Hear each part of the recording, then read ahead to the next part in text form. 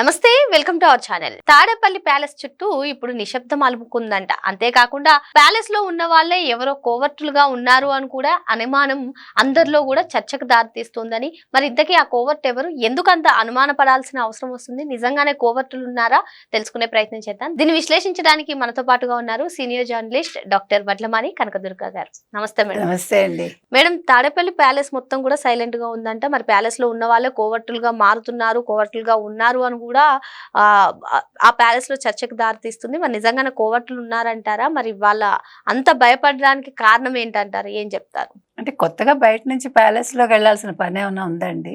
అది అంటే జగన్మోహన్ రెడ్డికి చుట్టూ ఉండే వాళ్ళు కోవర్ట్లని ఆల్రెడీ విజయసాయి రెడ్డి చెప్పాడు కదా.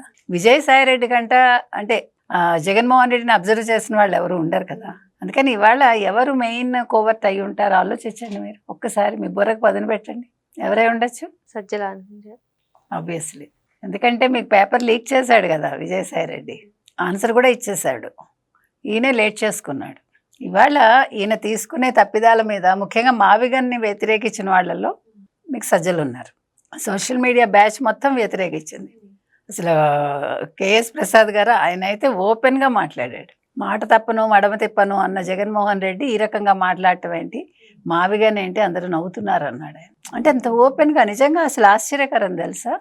ఎందుకంటే ఆయన కరడుగట్టిన వైసీపీ వాది, అలాంటి మనిషి ఆ రకంగా మాట్లాడటం అంటే ఏది నిజమో అది మాట్లాడారు ఆయన. ఆయనే కాదు, మనం నిన్న చెప్పుకున్నట్టుగా చాలామంది ఎనలిస్టులు, జర్నలిస్టులు, ప్రొఫెసర్ కూడా మాట్లాడారు. అంటే ఇప్పుడు జగన్మోహన్ రెడ్డికి ఏమవుతుందంటే ఏం మాట్లాడినా నెగిటివ్ కొడుతుంది. అది ఇవాళ కొత్తగా ఏమైంది? 2019 నెగ్గాక కదా ఆయన మాట్లాడే మాటలన్నీ నెగిటివ్ కొట్టడం మొదలుపెట్టాయి. అంటే ఆయన నెగ్గాక ఆయనకు అహంకారం తలకెక్కింది. నే చెప్పిందే వేదం, నే చెప్పిందే మాట శాసనం అన్న ఒక దీనికి వెళ్ళిపోయి ఆయన మొత్తం 5 ఏళ్ళు ఆయన నడిపించుకున్నాడు. ఇప్పుడు ఏం చేస్తున్నాడు? చంద్రబాబు నాయుడు గారు ఏ మంచి పని చేసినా దాంట్లో ఏదో ఒకటి వెతకడం అన్నమాట. ప్రతి దాంట్లోనూ ఒక చెడును వెతకడానికి ప్రయత్నించడం, బొక్కబోర్లా పడడం, అది చేస్తున్నాడు ఆయన. దాన్ని ప్రజలు హర్షించట్లేదు. ఇప్పుడు జగన్మోహన్ రెడ్డి ప్రెస్ మీట్ పెట్టి మావిగన్ పేరును ప్రస్తావించారు. సో దాని ద్వారా ఆయన ట్రోల్స్ కి ఆయన పైన అందరూ ఇదేంటి 3 రాజధానుల ప్రస్తావన చేశారు, ఇప్పుడు అమ్మ మావిగన్ అంటున్నారని చెప్పి అందరూ క్యాడర్ కూడా నిరాశలో ఉన్న సంగతి మనకు తెలిసిందే మేడం. అయితే ఇప్పుడు మరి సడన్ గా ఈ కోవటుల గురించి ఎందుకు వచ్చింది? డైరెక్ట్ గా జగన్మోహన్ రెడ్డి గారి ప్రెస్ మీట్ లో చెప్పేశారు కదా, ఎలా చూడాలి దీన్ని? ఇక్కడ జగన్మోహన్ రెడ్డి ప్రెస్ మీట్ తోటి సంబంధం కాదు. ఇక్కడ ఓవరాల్గా ఆయన కోటరీ, ముఖ్యంగా ఆయన ప్యాలెస్లో ఎవరో ఇన్ఫర్మేషన్ ఉన్నారు అంటే జగన్మోహన్ రెడ్డికి నెగిటివ్ సమాచారం ఇస్తున్నారు. అంటే ఈయన ఒకటి అనుకున్నారు అనుకుందాం, ఈయన 14లో అమరావతిని అంగీకరించారు, 19లో అంగీకరించారు, నెగ్గాక 3 రాజధానులు అన్నారు, ఇప్పుడు మావిగన్ అన్నారు. మీకు అర్థమైందా? సో 4 రకాల మాటలు మారాయి. మాట తప్పను మడమ తిప్పను, కానీ 4 సార్లు మాట మారుస్తాను. దీంతో ఏమవుతుందంటే ఇది ఒక్కటే కాదు, ఇప్పుడు ఎవరైనా చనిపోతే వెళ్ళి పరామర్శించటం, అంటే గూండాలు కావచ్చు, లేకపోతే తప్పుబడి పనులు చేసిన వాళ్ళు కావచ్చు, గంజాయి బ్యాచ్ కావచ్చు, లేకపోతే ఎవరినైనా చంపేసిన వాళ్ళు కావచ్చు, ఇవన్నీ ఎవరు సలహాలు ఇస్తున్నారు? ఈ ప్రెస్ మీట్లు పెట్టడం కూడా. వస్తాడు వారంలో ఒక రోజు ప్రెస్ మీట్ పెడతాడు, అందులో ఏమీ ఉండదు. అంటే జగన్మోహన్ రెడ్డిని దిగజార్చడానికి, లేకపోతే ఆయన గౌరవాన్ని మంటగలపడానికి, ఆయన్ని ఒక పనికి మాలిన రాజకీయ నాయకుడిగా ప్రజల్లో ప్రొజెక్ట్ చేయటానికి ఎవరు చేస్తున్నారు? కోవర్ట్ అంటే ఏదో ఇక్కడ సమాచారం అక్కడికి అందించడం అక్కర్లా, మనతోటే ఉంటూ మనకు వెన్నుపోటు పొడిచేవాడు. ఈయన ఏమనేవాడు? రామారావు గారికి చంద్రబాబు నాయుడు వెన్నుపోటు పొడిచాడు. ఇప్పటికీ వాళ్ళు అంటారు కదా, అది తప్పు. ఎందుకంటే వెన్నుపోటు పడవడం అంటే పార్టీని నిలబెట్టడం కాదుగా. నిజంగా చంద్రబాబు నాయుడు గారు వెన్నుపోటు పొడిచి ఉంటే పార్టీని ఆయన 31 ఏళ్ళుగా నడుపుతున్నారుగా బ్రహ్మాండంగా. అంటే ఇప్పుడు ఈ కోవర్ట్గా వ్యవహరించే వాళ్ళది మెయిన్ రీజన్ అసలు జగన్మోహన్ రెడ్డిని తప్పించి పార్టీని చేతిలోకి లాక్కోవాలన్నా? అదే కదా ఆయన చెప్పాడు కదా మాట. సజ్జలు ఏమన్నారు?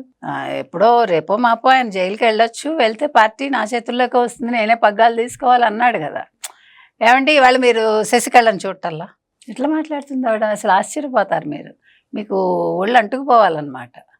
అసలు జయలలిత ఎక్కడ, శశికళ ఎక్కడ, నక్కకి నాగలోకానికి ఉన్నంత తేడా. కానీ ఆవిడ మాట్లాడుతుంది అంతా నేనే చేశానంటుంది. ఆవిడ రాజకీయాలు మాట్లాడుతుండే అదే సేమ్ తరహాలో మీకు సజ్జలు కనిపిస్తారు. అవునా? సజ్జల అతని ఎయిమ్ ఏంటి, పార్టీ పగ్గాలు చేతబట్టి నెక్స్ట్ ముఖ్యమంత్రి అవ్వాలనుకుంటున్నాడు. ఎవడికి తెలుసు. మీకు ఎప్పుడు కూడా మీ చుట్టూ ఉండేవాళ్ళు, మీ పక్కన ఉండేవాళ్ళే ఇందాక మనం చెప్పుకున్నట్టుగా మిమ్మల్ని పొడుస్తారు, మిమ్మల్ని కావాలంటే కిందకి లాగేస్తారు.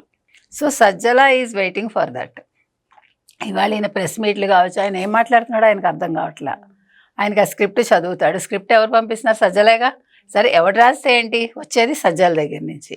ఈయన వెరిఫై చేసుకోవాలిగా, నేను ఇలా మాట్లాడటం ఏంటి, మావిగానే ఏంటి, నాకు పిచ్చి అనుకుంటారని అనుకోవాలిగా. దానికి మళ్ళీ విడమర్చి చెప్పడం, ప్రజలు దానికి చాలా విడమర్చి చాలా చెప్పారు. మావిగాని ఎందుకు అలా పెట్టి ఇలా పెట్టని.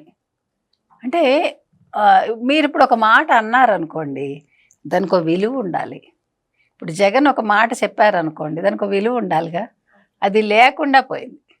అంటే తన్ని తాను దిగజార్చుకున్నాడంటే ఎవరు దిగజార్చారు జగన్మోహన్ రెడ్డిని ఇక్కడ, అది. అందుకని ఇవాళ కోటలో ఉన్నది ఎవరు, కోటలో పాగా వేయాలనుకుంటున్నది ఎవరు, కోవర్ట్గా ఉండి జగన్మోహన్ రెడ్డిని ముంచుతున్నది ఎవరు, ఇది ఇవాళ ప్రశ్న. మొత్తానికి పార్టీని తన చేతిలోకి లాక్కొని 2029 ఎలక్షన్లో తనే పార్టిసిపేట్ చేయాలని సజ్జలు అనుకుంటున్నారా? అందుకే జగన్మోహన్ రెడ్డికి అటువంటి స్క్రిప్ట్స్ ఇస్తున్నారంటారా? అంటే ఇప్పుడు మీకు ఎలాగ జగన్మోహన్ రెడ్డి అరెస్ట్ అవుతాడు అనేది ఆయన ఫిక్స్ అయిపోయాడు. హీఈస్ వెయిటింగ్ మేబీ ఎప్పుడు ఈయన వెళ్ళిపోతారు జైలుకని. ఇప్పుడు ఎలాగా అన్నీ కూడా అలాగే ఉన్నాయి కదా, ఈయన వైపే వెళ్తున్నాయి విషయాలన్నీ కూడా. సో ఎనీ టైం ఆయన అరెస్ట్ కావచ్చు అనేది ఒక మాట. సరే ఏది ఎలా ఉన్నా ఆయన అరెస్ట్ అయితే 2029 ఎన్నికల్లో చక్రం తిప్పబోయేది ఖచ్చితంగా సజ్జలే. అందులో సజ్జల ఇప్పుడు అందరినీ చేతుల్లో పెట్టుకున్నాడు కదా. ఏమవుతుందండి, ఎవడైనా అంతే. ఇవాళ మీరుంటే మిమ్మల్ని నమ్ముతారు, రేపు ఆయన ఉంటే ఆయన నమ్ముతారు, లేకపోతే నేనుంటే నన్ను నమ్ముతారు. మనుషులు ఏంటంటే వాళ్ళకి కావాల్సింది పదవి, వాళ్ళకి కావాల్సింది డబ్బు. దానికోసం ఎవడుంటే ఏంటి అక్కడ హెడ్గా, హెడ్లెస్ వాడు హెడ్గా ఉన్నా బాధ లేదు. వీళ్ళకి కావాల్సింది వీళ్ళకి జరిగితే. అందుకని సజ్జల రేపొద్దున్న పార్టీ పగ్గాలు చేతిలోకి తీసుకుంటే ఆయనకుండే ఇంకో పెద్ద అడ్వాంటేజ్ ఏంటి చెప్పండి, భారతిరెడ్డి గారు ఆయన మాట వింటారు. ఎందుకంటే వాళ్ళు చుట్టాలు కాబట్టి. ఇక్కడ వేరే రకంగా మనం తప్పుగా ఎప్పుడు తీసుకోకూడదు. ఏది కూడా ఆడ మగ అనేసరికి మనకి మంచి ఉద్దేశం రావాలి కదా. ఎప్పుడు కూడా స్నేహభావంతో మనం మాట్లాడాలి ఎవరి గురించి అయినా. ఏ ఆడవాళ్ళ గురించి తక్కువ చేసి మాట్లాడకూడదు. వాళ్ళు చెడ్డవాళ్ళు మంచివాళ్ళు మనకెందుకు, ప్రజలు నిర్ణయిస్తారు. కాబట్టి ఇక్కడ సజ్జలకు అన్ని రకాలుగా కలిసి వచ్చే కాలం, ఇక్కడ ఇబ్బంది పడే కాలం ఎవరిది, జగన్మోహన్ రెడ్డి. మరో అంశంతో మళ్ళీ కలుద్దాం. Thank you madam. Thank you.